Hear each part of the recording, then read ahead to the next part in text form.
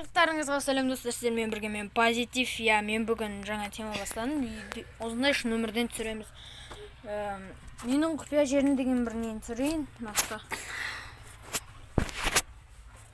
Осы жерде.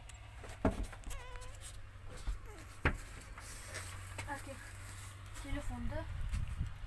Енді менің інім шығатын болады. Көрейік, күші жете ма, еркек па? Давай, еркексің сен. Бір ғасырда бір туатын десең.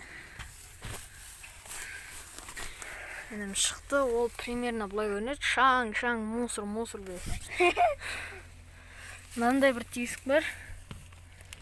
Ана жақты қарауға болады, былайынан.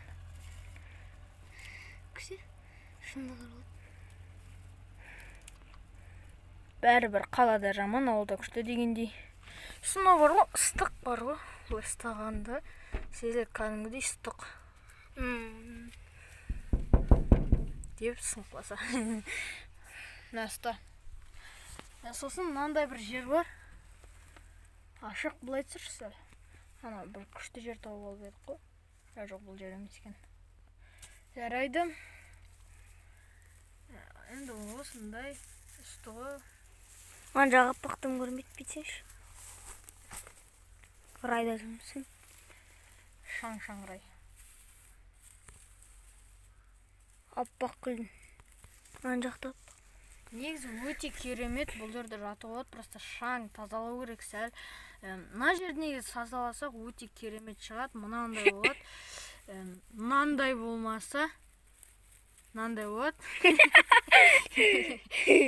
Енді шығуы рас. Давайте.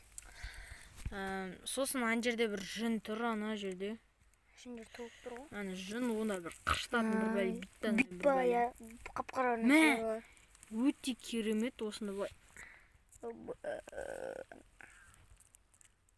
Болды, жырқ етіп фотоға түсіріп алдым. Шақ етіп. Барлығыңа рахмет достар, көргендеріңе. Сіздермен болған мен позитив. Сау болыңыздар. Drop it.